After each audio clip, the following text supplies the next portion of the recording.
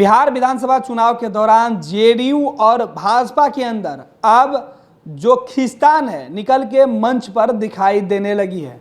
भीतरघात की कहानी जब दबी जुबान में की जा रही थी, भले ही जेडीयू और बीजेपी के नेता एक दूसरे पर आरोप अंदर ही लगा रहे थे, लेकिन अब यह बात निकल के मंच पे आ गई है। बिहार के उप मुख्यमंत्री सुशील कुमार मोदी ने जेडीयू नेताओं के ऊपर, खास तौर पर जेडीयू सांसद के ऊपर आरोप लगाया है कि वो एनडीए के अंदर भीतरघात कर रहे हैं।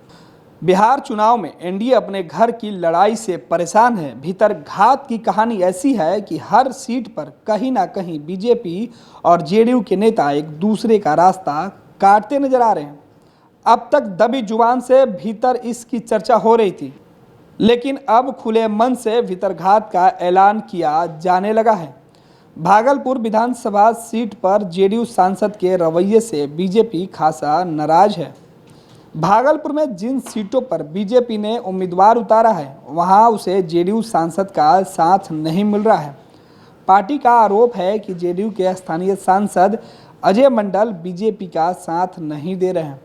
भागलपुर में जेडीयू और बीजेपी के बीच रिश्ते इतने बिगड़ चुके हैं कि चुनाव प्रचार के लिए पहुंचे डिप्टी सीएम सुशील कुमार मोदी को खुले मन से स्थानीय सांसद अजय मंडल को चेतावनी देनी पड़ी।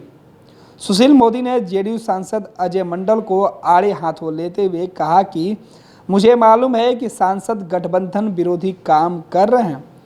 मैंने उनसे परसों फोन पर कहा था कि आप बीजेपी और जेडीयू के कारण ही सांसद बने हैं, लेकिन मुझे पता चला है कि आप मतदाताओं में भ्रम फैला रहे हैं।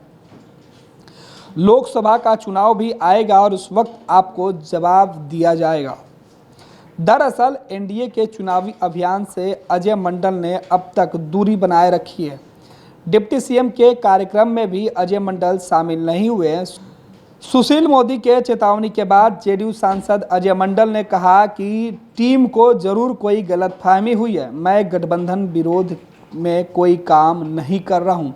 यानी बिहार के उप मुख्यमंत्री सुशील कुमार मोदी के द्वारा मंच से कही गई बातों पर भले ही जेडीयू सांसद ने पल्ला झाड़ लिया हो, लेकिन बिहार चुनाव के दौरान जेडीयू बीजेपी के कई सीटों पर तल्खी साफ देखी जा रही है, जहां जेडीयू और भाजपा के कार्यकर्ता एक दूसरे का साथ नहीं होके एक दूसरे के टांग खींचने में लगे हुए हैं। इस बात की चर्चा चुनाव के बीच कई दफे निकल के सामने आई, लेकिन बड़े नेताओं के बीच बचाव ने मामले को अब तक तूल नहीं दिया था। लेकिन बीजेपी प्रदेश अध्यक्ष संजय जायसवाल के एक इंटरव्यू के बाद से अब यह चर्चा आम हो गई है।